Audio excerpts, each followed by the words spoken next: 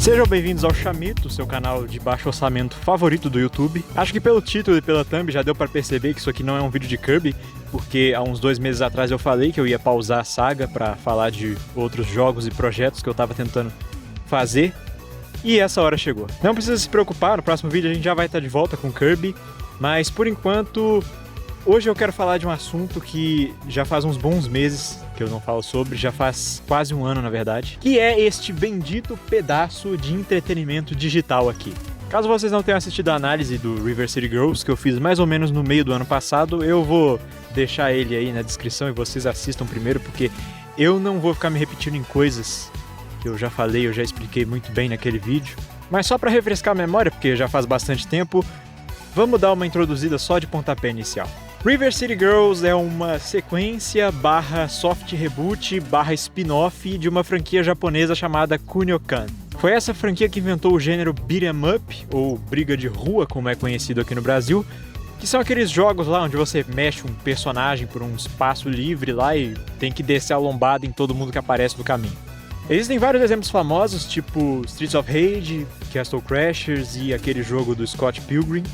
Mas já a franquia Kunio-Kan, ela ficou nesse negócio que o último jogo deles relevante saiu só no Japão, nos anos 90. A partir disso, eles não fizeram muitos jogos, eu acho que a franquia ficou morta por mais de 2 décadas. O IP agora está no nome da Arc System Works, e ela tomou a decisão de reviver a franquia em 2019 através de uma parceria com uma empresa americana chamada WayForward. A WayForward é especializada em jogos licenciados, mas ela também faz jogos indie. Tipo essa mina de cabelo roxo aqui que eu nunca vi na minha vida. Ela ficou encarregada de fazer uma sequência lá pro jogo de Famicom e assim, em 2019, nasceu River City Girls. 3 anos depois, eles lançaram um segundo, mas foi só agora em 2024 que eu consegui pôr as mãos nele e zerar. Porque esse jogo custa o preço de um rim.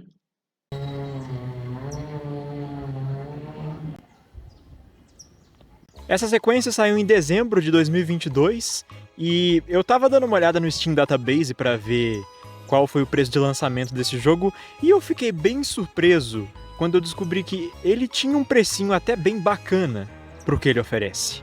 Só que por algum delírio doentio da WayForward, esse preço triplicou de um dia pro outro. O jogo que custava R$ 75 passou a custar 210. Na Steam, a última fronteira do brasileiro quando o assunto é pegar jogo original por preço acessível. Mas não se preocupa, porque depois de um tempo eles ouviram o nosso clamor e abaixaram sim o preço para R$ 180. Que é a mesma vibe de um serial killer ameaçar decepar os 5 dedos da sua mão, daí você pede com carinho e ele fala que vai decepar só 4. É menos pior. Mas você quer mesmo agradecer? A partir disso, nenhuma alteração foi feita, esse é o preço definitivo do jogo até hoje, e pode acreditar em mim, eu deixei essa porra na minha wishlist o ano inteiro, vigiando pra ver se esse preço abaixava, mas nada acontecia, a WayForward não soltava uma maldita promoção, isso até no finalzinho do ano, quando o jogo ficou com 30% de desconto, e ainda assim ele custava mais de R$ 120. Me desculpa, eu sei que não é de muita utilidade para análise ficar narrando a minha jornada até eu conseguir colocar as mãos nesse jogo, mas eu sou pobre, deixa eu reclamar de dinheiro. As 2 perguntas que se seguem agora são bem simples. O jogo é melhor que o anterior? E ele vale R$ 180? Não. Não, ele não vale. Já vou meter essa logo de início, ele não vale R$ 180. Uau, que surpresa! Eu tenho um jogo AAA na minha conta, bem maior que esse aí, que eu também não acho que vala R$ 180, então é. Dessa forma só sobra a primeira pergunta, mas isso vai requerer que a gente dê uma dissecada nesse cara, e é exatamente isso que nós vamos fazer hoje. Que os jogos comecem.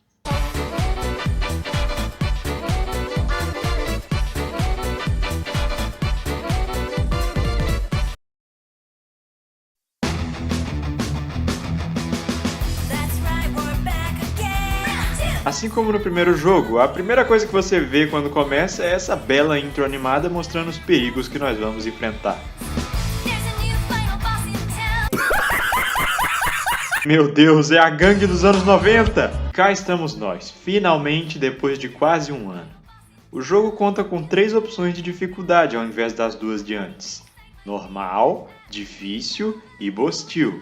Vendo isso, eu já coloquei o pau na mesa e selecionei o modo difícil. Na seleção de personagem, a coisa fica mais interessante. Todos os 4 personagens do River City Girls 1 estão disponíveis. As adolescentes psicopatas e os seus 2 namorados delinquentes.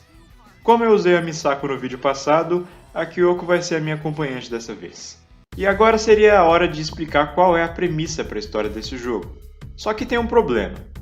River City Girls 1 teve 2 finais, e a história desse aqui não obedece nenhum dos 2 em particular. Spoilers à frente para quem ainda não jogou ou não assistiu o vídeo do primeiro jogo, mas em um dos finais lá, as 2 garotas enfrentam a líder da gangue da cidade para salvar os namorados delas, mas no fim eles nunca estavam em perigo e acabam rejeitando as 2. Na concepção popular, esse seria o final ruim. Já o segundo final, que é o final secreto, depois de derrotar um outro boss, as 2 conseguem sim ficar com os rapazes e esse seria o final bom. Porém, nem a WayForward nem o próprio jogo tratavam esses finais como bom ou ruim. Para eles, ambos são igualmente verdadeiros e válidos. Foi literalmente essa a resposta que eu recebi ao perguntar no servidor deles do Discord. Aparentemente, River City Girls 2 não é igual à maioria das franquias, que seguem uma narrativa linear, onde todos os jogos se unem para formar uma linha do tempo concreta com eventos que aconteceram um depois do outro. Aqui, os desenvolvedores podem brincar com a linha do tempo e fazer uma história nova a partir de eventos que não aconteceram ou que não aconteceram da forma que você pensa que aconteceram. Em resumo, eles podem fazer o que der na telha, então, para ser conveniente, decidiram misturar os 2 finais do jogo passado. Ou seja, esse novo jogo continua a partir da derrota da Sabuko no final ruim, porém com um desfecho do final bom, onde as 2 garotas não são rejeitadas pelos rapazes. Beleza? Entendido? Então bola pra frente.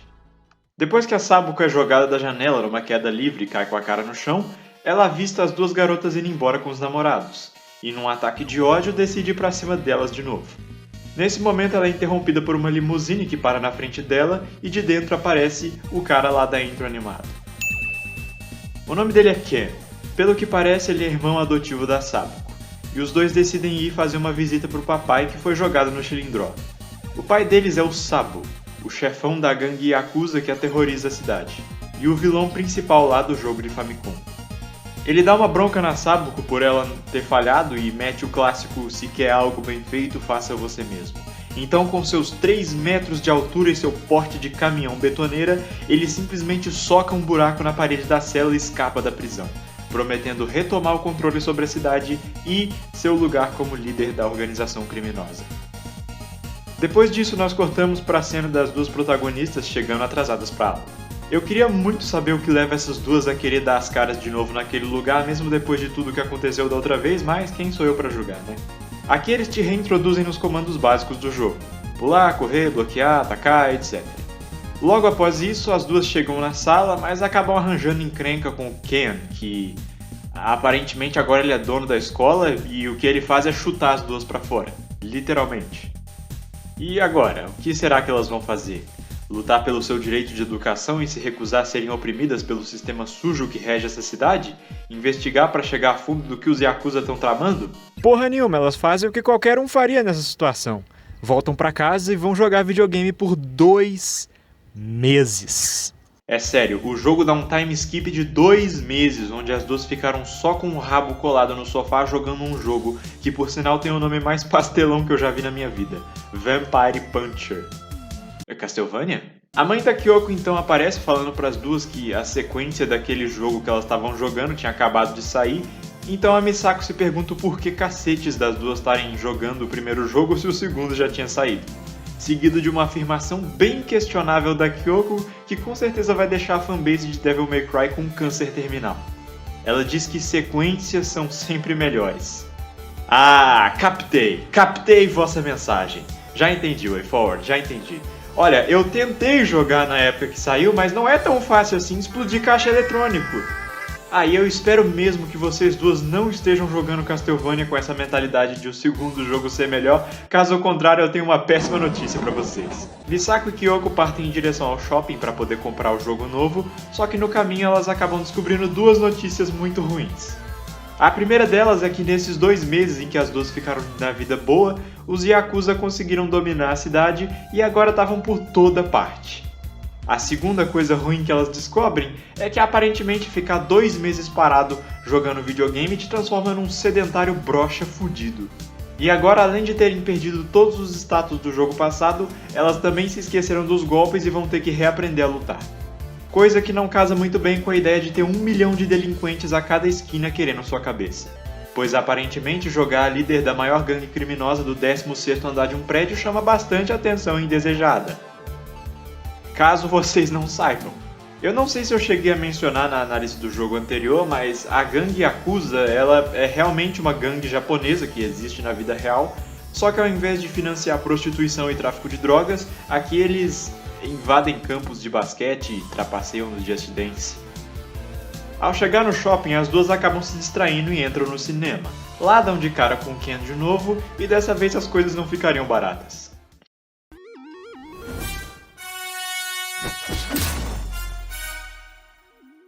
Não se deixe enganar por essa intro, Ken acaba se mostrando um bundão, e é claro que ele perde porque ele maneja uma metralhadora igual um troglodita.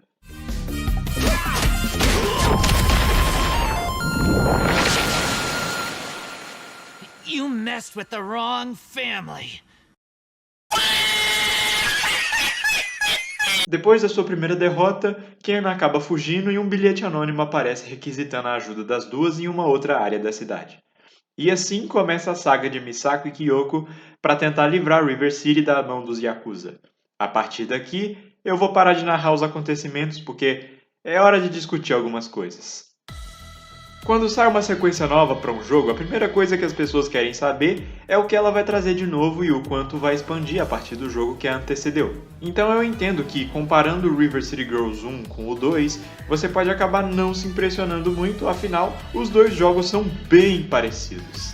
Se eu colocar eles lado a lado e mostrar para uma pessoa que nunca jogou, ela vai achar que é o mesmo jogo. Até você aí que jogou pelo menos um deles é capaz de não saber diferenciar qual é qual. Eu tava pronto pra vir fazer esse vídeo dizendo que é basicamente só mais do mesmo e assim, meio que é numa certa extensão. Esse jogo não introduz nenhum tipo de mecânica ou qualquer elemento grande de gameplay que não estava no anterior. Ao invés disso, o que os desenvolvedores buscaram foi melhorar as coisas que já tinham lá, sejam elas pequenas ou grandes. Um dos focos de marketing principais do River City Girls 2 foi a expansão do multiplayer. Agora o jogo tem um modo online onde você pode jogar a campanha principal com mais de uma pessoa, coisa que eu nunca vi num jogo da WayForward antes. O multiplayer local também foi melhorado, agora possibilitando 4 jogadores ao mesmo tempo. Só que não, porque eu acabei de olhar e descobri que o modo multiplayer local também só permite 2 jogadores. Infelizmente eu não pude testar o modo online porque não são todos que eu conheço que estão a fim de vender a alma pro diabo e eu não tenho amigos, mas de qualquer forma foi um baita upgrade em relação ao River City Girls 1, que tinha apenas um multiplayer local para 2 pessoas e sem modo online. Acho que todo mundo concorda que num jogo beat'em up o combate é a parte mais importante. Não tem dúvida alguma sobre isso, é o objetivo. 90% do tempo você vai estar descendo o cacete em hordas de inimigos para progredir no jogo. Mesmo nas partes onde não é obrigado a matar ninguém, essa é a forma como você fica mais forte e passa de nível, então naturalmente vai querer derrotar o máximo de inimigos possível. Tudo em um jogo desse gênero gira em torno da porradaria, então se tem um aspecto que eles podiam mexer para fazer essa experiência se destacar em relação ao jogo anterior, é o combate. E o combate em River City Girls 2, fundamentalmente, é a mesma coisa do primeiro. O moveset é o mesmo, com todos os golpes de antes e alguns golpes novos. Ou seja, a Kyoko ainda faz deb. Meme antigo é que nem limonada suíça, depois que passa do ponto fica muito amargo. Eu ia sugerir colocar um meme novo, mas aí eu vou ver o que fez sucesso recentemente e é tipo... Tem umas outras adições pequenas no combate, tipo, agora você pode quebrar partes do cenário lançando inimigos contra elas, o que é bem satisfatório. E assim como no jogo passado, aqui você também pode recrutar uma variedade enorme de inimigos. Eles também adicionaram esses recrutas especiais que tu consegue contratar, mas eu mal usei eles. E falando em recrutas, diferentes de antes, onde você só podia ter um por vez, agora você pode ter 2. Finalmente valeu cada centavo. Mas nada disso é muito relevante. São só umas adiçõezinhas bobas sem grande impacto. Porém, tem uma mudancinha que eles fizeram no sistema de combate que, por mais pequena que seja, acabou fazendo uma baita diferença. O moveset dos personagens agora foi otimizado para combos. Parece algo bem insignificante se a gente levar em conta que o jogo passado também já tinha combos, mas no River City Girls 1 eles geralmente eram limitados para um jogador mais casual. Os combos lá não se estendiam por mais do que uns 5 ou 6 golpes, e cada personagem tinha só uma ou duas sequências efetivas de ataques que você usava o jogo inteiro. No segundo jogo a coisa foi levada para um outro patamar. Aqui você tem muito mais opções e liberdade com seus combos. Cada ataque parece que foi meticulosamente programado para se conectar aos outros de alguma forma, e isso abre um potencial absurdo, resultando em combos gigantes de 30, 40, 60 golpes. Sério, eu não tenho palavras para descrever o quão satisfatória é a porradaria nesse jogo. Eu juro pelas minhas 20 horas de River City Girls 2 que o negócio é bom. E os combos são bem intuitivos de fazer, não precisa ficar igual pro player de Smash Bros que passa 45 horas num porão escuro praticando, fazendo cálculo de frames e sabe Deus mais o que. Quando tu libera um golpe novo, é só ver a distância e a direção para onde ele lança seu oponente e ver qual outro golpe você pode conectar depois ou poderia ter conectado antes. E dessa forma é possível criar uma grande variedade de combos customizados, mesmo que você acabe achando uns mais efetivos que os outros e se apegue a eles. Isso tudo acaba resolvendo um possível problema do primeiro River City Girls, que eu acabei não tocando no vídeo dele. Eu vi algumas pessoas reclamando que o combate lá era meio lento e os inimigos pareciam esponjas de dano. Na época eu não vi isso como um defeito porque, como se tratava de um beat'em up, eu achei que era assim mesmo, mas eu não posso negar que de vez em quando era um pouquinho arrastado. Como agora tem essas sequências monstruosas e tu basicamente consegue fazer malabarismo com os inimigos, antes que tu perceba tu já vai estar espancando um cadáver.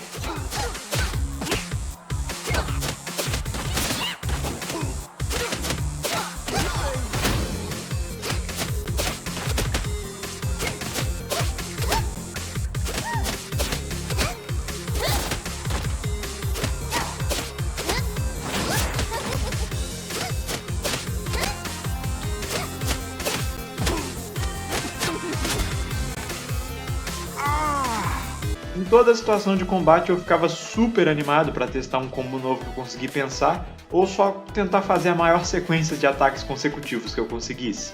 E quando eu conseguia, isso deixava um gosto muito prazeroso. Caso estejam se perguntando se isso talvez tenha tornado o jogo mais fácil, eu diria que não.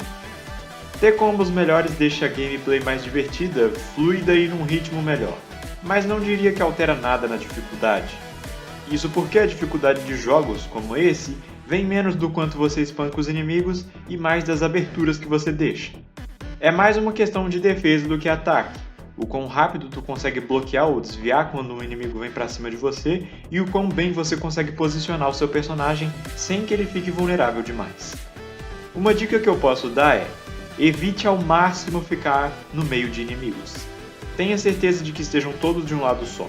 Eu dei mole bastante nisso e apanhei mais vezes do que eu gostaria de admitir. No geral, é isso que eu tenho a dizer sobre o combate.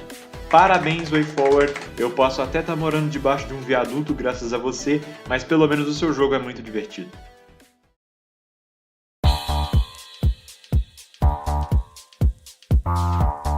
Eu tive a impressão de que os bosses desse jogo foram mais fáceis do que o do primeiro. A bruxa do 71 aí, por exemplo, me deixou borrando na minha primeira tentativa, mas na segunda eu já peguei o jeito das macumbas dela e a luta foi a coisa mais tranquila do mundo. Ah, que bonitinho. Ela tá me atacando com o gatinho dela. Inclusive eu não entendi direito, a motivação dela pra lutar é que a Misako e a Kyoko desfizeram um feitiço muito complicado que ela foi contratada pra fazer.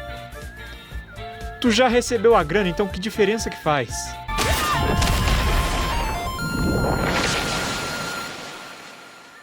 I was getting bored anyway. Pasito pa'lante, María. 2, 3. Pasito para atrás. Lá em 2022, quando River City Girls 2 foi anunciado e as imagens dele circularam pela internet, naturalmente a primeira impressão das pessoas seria moldada pelo que elas conseguissem enxergar nessas imagens. E sem dúvidas, o que mais se destacava aos olhos eram os cenários. Se esse jogo não quisesse se diferenciar do primeiro pelo sistema de combate, ele poderia fazer isso em um outro aspecto tão importante quanto, que é a própria River City. É esperado de uma segunda aventura que o jogo nos leve para lugares diferentes que não tinha antes.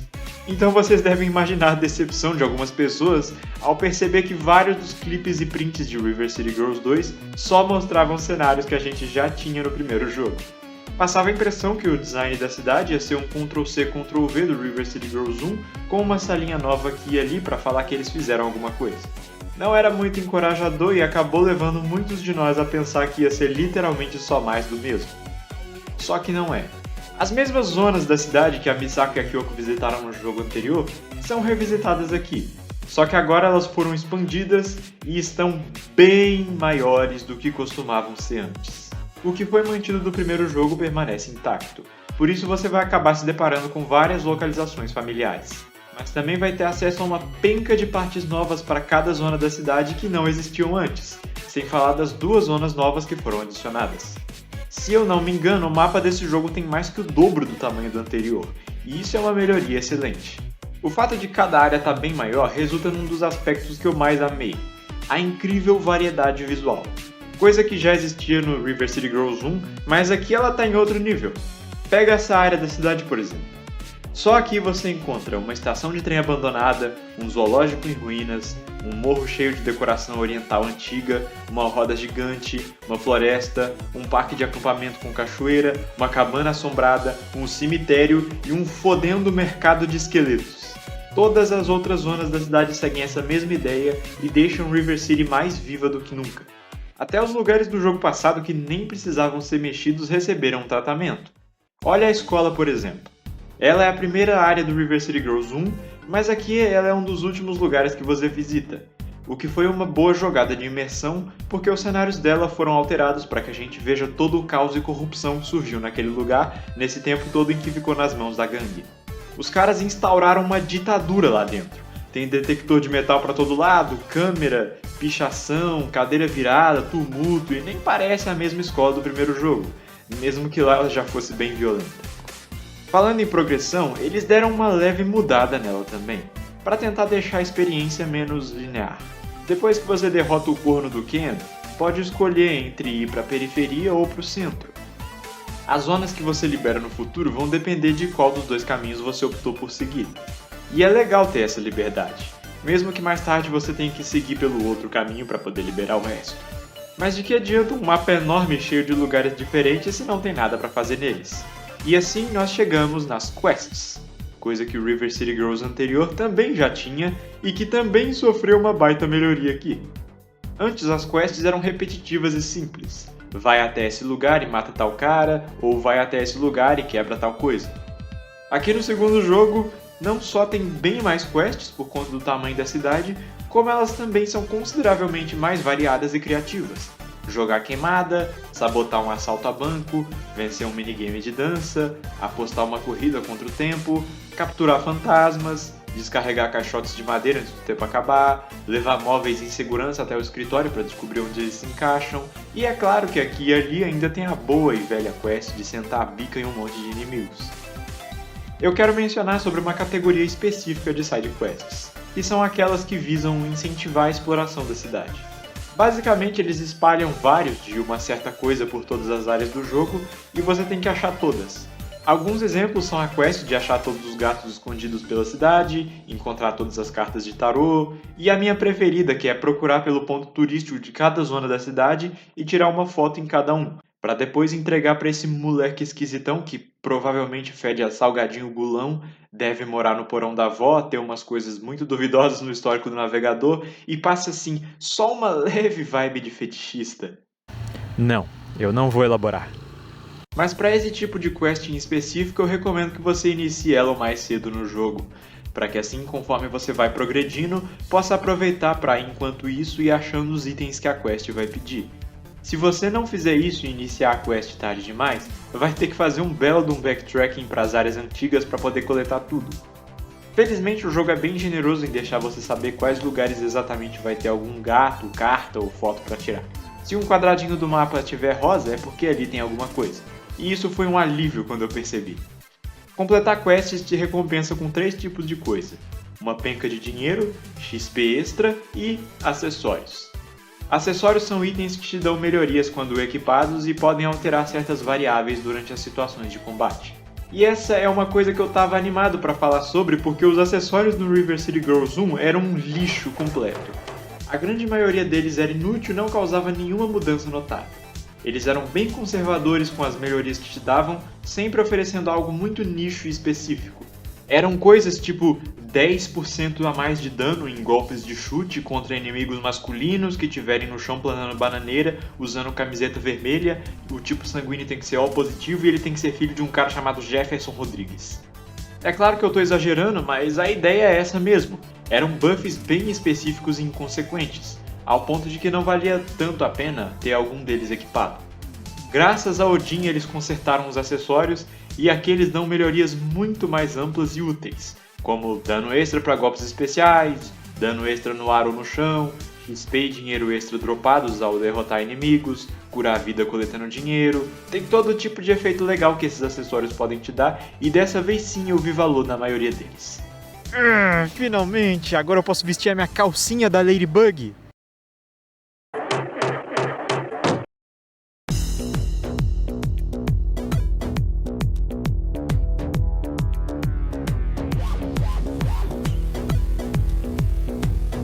Essa é a boss fight mais difícil do jogo, o que é extremamente irrealista, afinal ela é uma TikToker. A alimentação dela deve se resumir a energético e cup noodles, então imagina a minha surpresa ao descobrir que essa piranha maldita ia levar umas 5 tentativas para derrotar. Ela fica vulnerável por um tempão, enche a tela de bomba, projétil, laser e o escambau, o que me deixou muito desorientado, mas felizmente depois eu consegui derrotar ela antes que eu ficasse maluco e espancasse um cachorro na rua.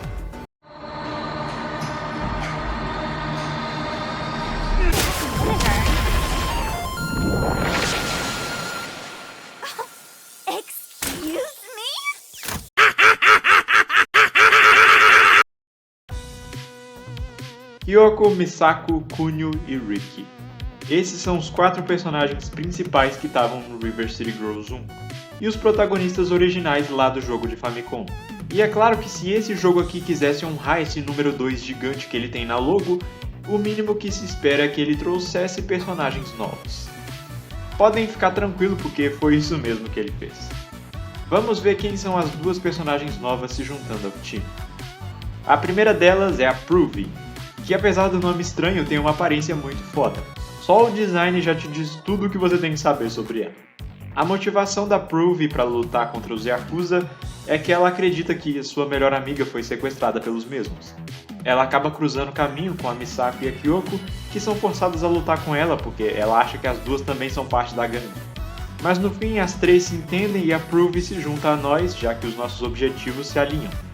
Ela na verdade foi a personagem que eu mais usei depois da Kyoko. E ela é meio difícil de dominar, mas eu também não estava investindo tanto nela para essa run. Eu achava que a Pruvi era uma personagem criada para esse jogo aqui, mas eu dei uma pesquisada e descobri que ela vem do River City Ransom Underground. Mas ela não é a única que está vindo de outro jogo. A outra personagem nova se chama Marion, e ela dá bem mais o que falar. Então, a Marion não vem de nenhum outro jogo da franquia Kunio, e sim de Double Dragon. Ela era um dos cameos de Double Dragon que tinha no River City Girls 1, junto com os 2 protagonistas Billy e Jimmy, que também apareceram por lá. Mas aqui eles decidiram fazer dela uma personagem jogável, afinal, por que não? Quando as 2 garotas encontram a Marion pela primeira vez, ela está enfeitiçada com uma espécie de controle mental, seguindo ordens dos Yakuza. Inclusive é esse o tal feitiço que a Bruxa de 71 foi paga para fazer. Mas depois de receber uma boa dose de carinho, a sua consciência volta e ela conta o que aconteceu. O que eu acho interessante nessa história que ela conta é que ela fala que ela veio pra cidade com o Billy e o Jimmy, que são os protagonistas de Double Dragon. E ela se refere a eles como os amigos íntimos dela. Colocando bastante ênfase na palavra íntimo. E a reação da Misako e da Kyoko também não ajuda muito. Não ajuda. Vejam vocês mesmos.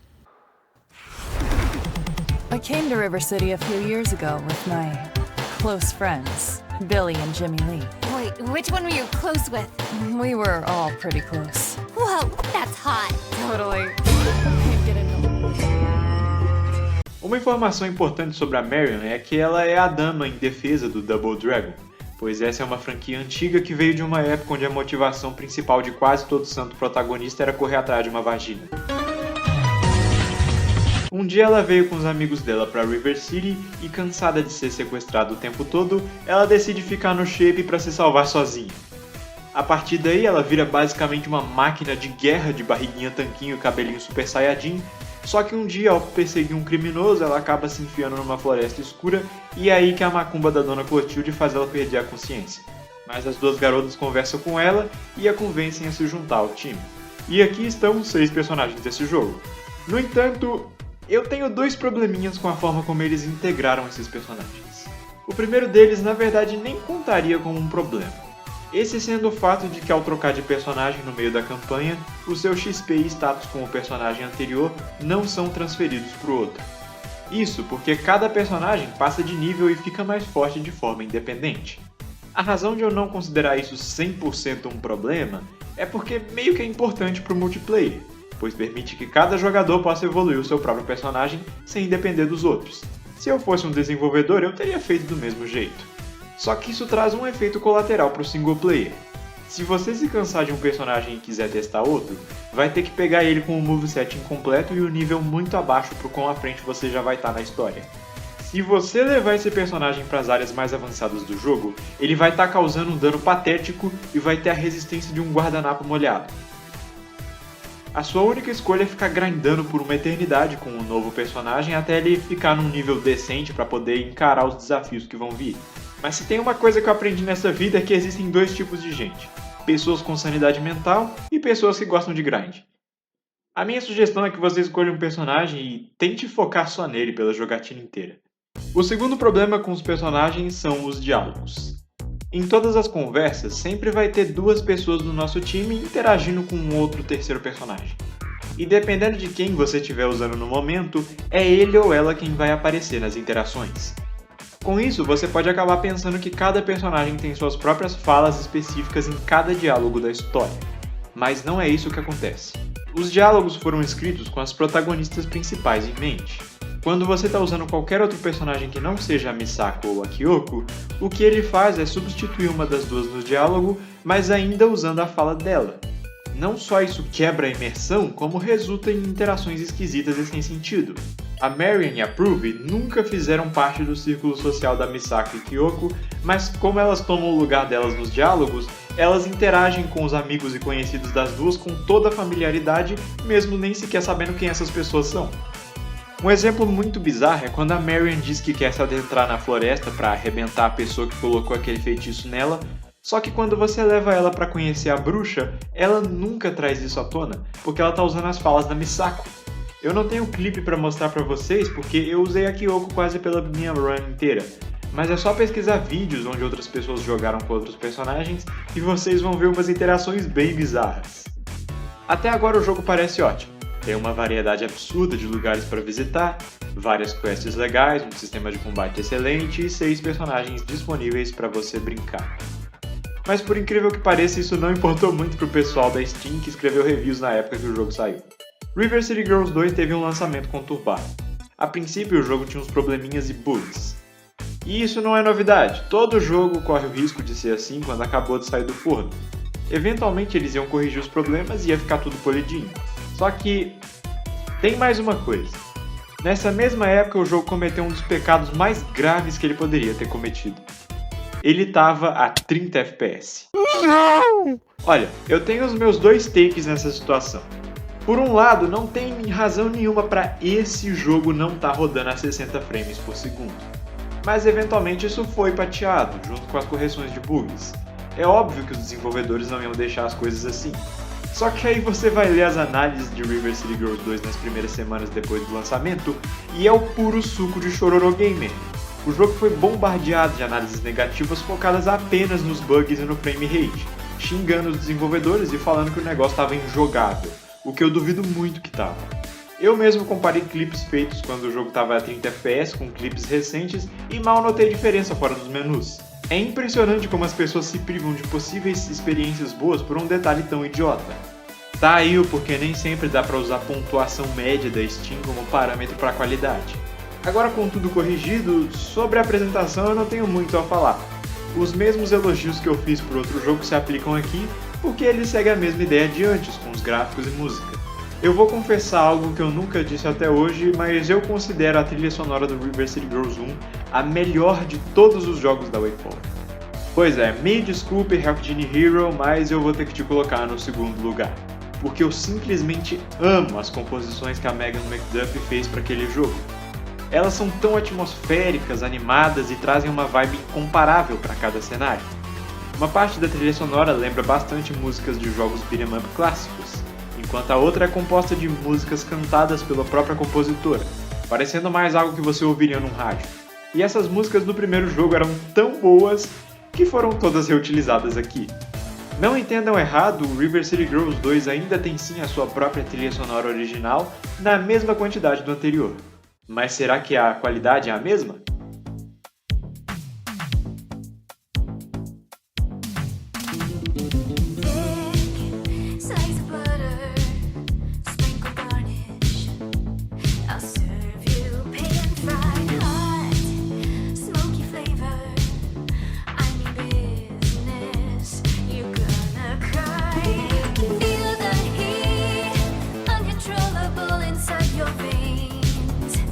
Sim, ela é. Outro aspecto importante para a identidade dessa franquia é a escrita. Ambos os jogos vestem a tag de comédia, e tem todo tipo de interação doida com personagens, então seria crucial que a escrita fosse boa. Bem, eu vi bastante gente reclamando que ela não é. Da mesma forma que eu vi bastante gente dizendo que gostou da escrita. Esse jogo foca demais em um tipo específico de comédia, usando muita quebra de quarta parede e um meta humor pesado. Ele vive fazendo piadinhas com clichês e expressões de jogos, como por exemplo quando a Misako fala que não precisa ficar lutando com todo mundo que aparece pelo caminho, mas mesmo assim é bom porque dessa forma elas ganham bastante experiência. É bem nesse naipe as coisas, e não é todo mundo que gosta. No fim é algo extremamente subjetivo e no meu caso eu não liguei. Vez ou outra eu até achei engraçado. Sobre os personagens individualmente, eu curti eles bastante, e achei que as interações com a maioria deles continuam bem legais. Misako e Kyoko ainda são aquela mesma dinâmica de sempre, sendo uma personagem badass, casca grossa e pavio curto com problemas de raiva, e a outra um anjinho puro que é tão bondosa que parece que vai vomitar um arco-íris. Pelo que eu ouvi falar de fãs da franquia Kunio, as versões desse jogo dos personagens estão com a personalidade bem exagerada se comparados com suas versões nos jogos clássicos. Isso me leva até um ponto que eu queria discutir. Lembra 1 milhão de anos atrás quando eu disse que River City Girls não segue uma linearidade objetiva igual a outros jogos fazem? A razão de ser assim é porque aparentemente River City Girls 1 e 2 não são a continuação oficial da linha do tempo da franquia Kunio-kan, e sim uma delas. É tipo um multiverso, saca? No caso, esses dois jogos são a versão da WayForward de como as coisas continuam. Por isso eles não precisam seguir regras e podem fazer o que quiserem. Podem alterar os personagens e lore já estabelecidos, podem meter personagens de outras franquias e mudar eles também, e podem criar o mundo mais caótico e maluco possível. O nível de violência nessa cidade é tão exagerado que chega a ser cômico. Parece aquele episódio do expurgo de Rick e Morty se ele se passasse no Rio de Janeiro. Gotham City olharia pra isso aqui e ficaria com inveja. Todo tipo de bizarrice sem noção coexiste nesse mundo. Além dos 50 mil estudantes, gangsters e ladrões que vêm pra cima de você, também tem robôs, homens-tigre, feiticeiros, zumbis. Daí tu vai olhar e os cidadãos estão simplesmente vivendo a vida como se fosse outra quarta-feira. Esse aqui é um jogo que não se leva nem um pouco a sério, e isso é até bem charmoso. Agora, se vai te cativar ou não, só basta você descobrir. Eu falo isso como se vocês imediatamente fossem sair daqui e gastar 180 pila.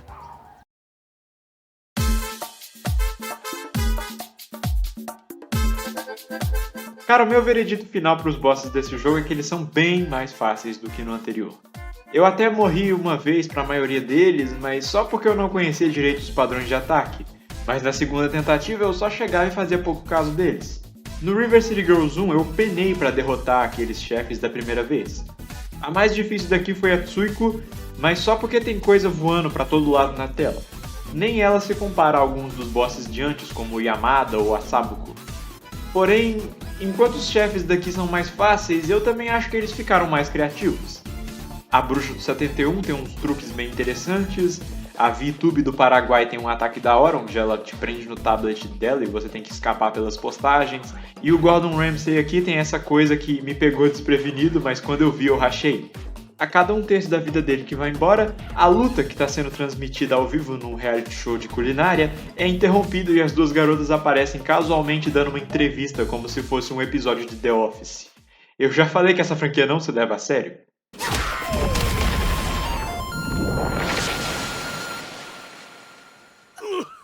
This is not gonna help my ratings.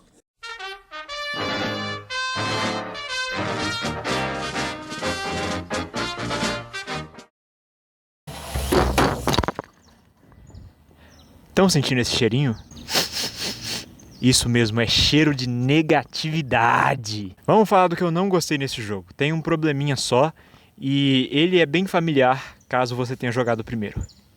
O problema em questão é aquela percepção confusa dos cenários que tinha no jogo passado. Ela tá de volta e talvez até um pouquinho mais chata aqui. Eu não sei se eu expliquei da melhor forma possível no vídeo do River City Girls 1, então eu vou tentar fazer melhor dessa vez. Esse jogo segue um estilo de arte similar aos beat'em ups antigos lá de Super Nintendo e Mega Drive. Ele tenta simular uma movimentação por um espaço 3D, mesmo que tudo que você vê seja 2D. Eles fazem isso desenhando os cenários nesse ponto de vista isométrico e vão colocando pedaços desse cenário em camadas diferentes para dar a impressão de que certas coisas estão na frente ou atrás uma da outra. Só que em jogos estilo arcade, como Streets of Rage 2, os cenários não precisavam ser complexos porque a experiência era linear e direta ao ponto. River City Girls, por outro lado, são áreas abertas, cheias de coisas para encontrar, lugares para subir, cantinhos para se enfiar, um nível bem maior de complexidade esperado de um jogo que tem um certo foco em exploração. E isso não casa bem com esse art style. Aqui tudo são sprites 2D achatados, basicamente imagens se movendo por cima de outras imagens, e isso deixa sua percepção de profundidade muito limitada. De vez em quando fica difícil distinguir quais objetos e partes do cenário estão na frente e quais estão atrás, ou o quanto estão à frente ou atrás. Nessa parte aqui, onde eu tinha que subir numa corda de varal para pegar um item do outro lado, eu gastei uma eternidade tentando subir na maldita corda por nunca saber se eu estava alinhado com ela direito. Isso também é chato durante os bosses. Quando eles usam certos ataques, especialmente projéteis, é difícil achar aquele cantinho seguro onde ele não te acerta, porque tu não sabe até onde se estende os limites da hitbox. Quando você precisa estar alinhado com alguma coisa, você não tá. E quando quer estar desalinhado, aí sim você fica alinhado. Graças a isso, você pode e vai acabar se confundindo e sendo acertado por alguma coisa, ou caindo num buraco, ou ficando umas 1000 horas tentando entender o cenário para poder coletar um item que está enfiado num cantinho bem específico e difícil de acessar. Mesmo com esse problema, o jogo ainda é 100% jogável, mas não muda o fato de que isso ocorre numa boa frequência. Porém, tendo visto isso no River City Girls 1, eu meio que já esperava que isso fosse acontecer aqui também. Não é um problema simples que pode ser resolvido mudando uma variável, e sim um efeito colateral do art style utilizado. Se eles quisessem se manter fiéis ao estilo old school dos visuais, não tinha jeito, isso ia acontecer de novo. Essa é uma conclusão bem simples que já estava bem clara só olhando as primeiras imagens divulgadas. Então, eu acho que com isso a única coisa que restou para terminar de cobrir esse jogo é falar do resto da história. Já é tradição eu colocar o tempo na tela para onde você pode pular caso não queira ouvir os spoilers, e olha, eu até vou fazer isso dessa vez, mas eu não faço tanta questão que você pule. O resto da história é bem previsível e eu não diria que você vai estar perdendo muita coisa. Depois de uma segunda luta contra o Ken no telhado da escola, nós nos encontramos mais uma vez com a Sabuko. Não é a primeira vez que ela aparece desde a cutscene inicial. Durante toda a jornada ela auxiliou as duas garotas a invadir as bases do trio Parada Dura e derrotar cada um deles. Sim, a mesma Sabuko que foi jogada do topo de um prédio, perdeu o posto de líder da gangue Yakuza, sofreu uma puta humilhação e com toda certeza ainda guarda um ódio cego pelo Misako e a Kyoko. Mas fica tranquilo, ela tá sim te ajudando de muito bom grado sem pedir nada em troca. Ela não tá te usando. Bom, deixa eu te contar uma novidade, ela tá te usando. Pois é uma informação muito chocante. Foi no mesmo dia que eu descobri que a grama é verde. Uau! Pô, eu tava achando que a Sabuko ia meter o louco tentar atrair o pai dela pra tomar a posição de líder da gangue de volta, mas não. A razão dela ter nos ajudado é porque ela só queria humilhar o irmão idiota dela, sabotando os planos dele. Aí depois ela mete esse plot twist e diz que vai se reunir com o papai dela para ajudar com um plano de dominação total da cidade. E só de cortesia, sequestrou 5 amigos das protagonistas e os amarrou em bombas que estavam prestes a explodir. Acaba que os supostos amigos quem ela sequestrou não passavam de um monte de gente aleatória com quem elas só conversaram, mas com muita facilidade as garotas conseguem resgatar todos eles antes do tempo acabar. Com a intenção de dar um fim nessa bagunça toda, o grupo se dirige até a Torre Sanuakari, a base dos Yakuza. Lá descobrem que a Sabuko fez as pazes com o irmão dela e os dois tentam nos parar com um helicóptero. Mas é claro que eles falham de novo e consequentemente nós podemos invadir a torre. E... isso aqui é uma sala de tortura? A gente destrói uns reatores, mata uns gangsters safados aqui e ali, barabim barabum, e chegamos nele, o boss final, Sabo.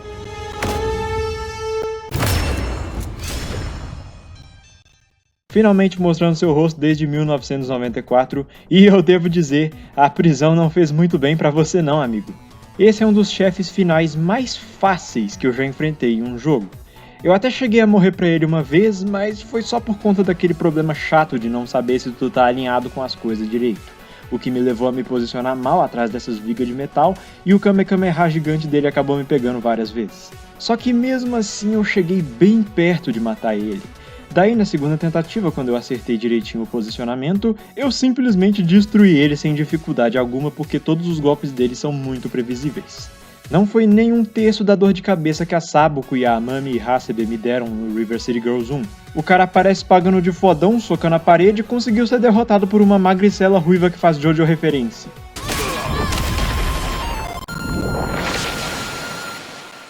What? How? No! Após essa derrota vergonhosa, Sabo é lançado da forma mais exagerada possível pelos andares da torre enquanto os créditos rolam, até acertar o helicóptero onde seus 2 filhos estavam. Na última cutscene, o grupo aparece relaxando de boa no sofá, e as 2 garotas finalmente conseguem jogar o tão aguardado game que elas estavam atrás. Eu só realmente espero que vocês 2 não tenham passado por esse perrengue todo só pra estar jogando Castlevania 2. Só de bônus, a Amami e a Hasebe fazem uma aparição, mas como a aventura acabou, as 2 ficam zangadas e brigam por terem perdido a diversão, dando uma última e grande martelada na 4ª parede que nesse jogo não foi quebrada, foi estralhaçada e transformada em pó. Dessa forma, River City Girls 2 termina exatamente da forma como esperado. A frase "sequências são sempre melhores" pode até ser uma generalização idiota, mas eu vou ter que dar pra WayForward o benefício da satisfação dessa vez. River City Girls 2 é melhor que o primeiro. Ele tem um mapa maior, mais completo, quests e sidequests mais variadas, um sistema de combate mais satisfatório e boss fights mais criativas, apesar de menos desafiadoras.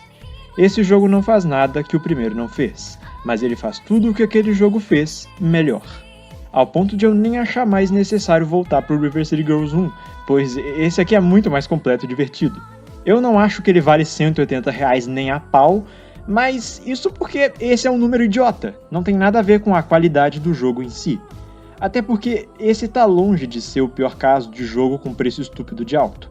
Pelo menos River City Girls 2 é muito bom. Tem jogos por aí que são ruins e ainda mais caros. Mas deixando isso de lado, a minha conclusão final é: River City Girls 2 é a experiência definitiva da franquia. Já ouvi mais de uma vez dizerem que é um dos top jogos briga de rua da atualidade e eu não duvidaria. Bem, o que eu tinha reservado para hoje era isso. Eu vou ter que sonegar bastante imposto para recuperar a grana que eu gastei, mas tirando isso, tudo termina bem quando acaba bem. Fiquem com Deus e não esqueçam de beber água.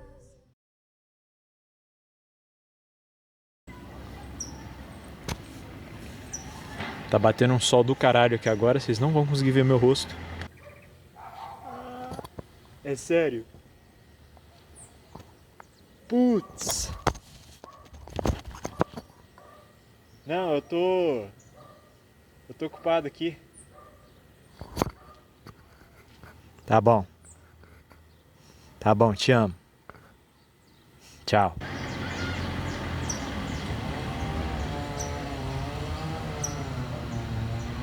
Tem muito barulho aqui, esse lugar tá uma sinfonia do caos.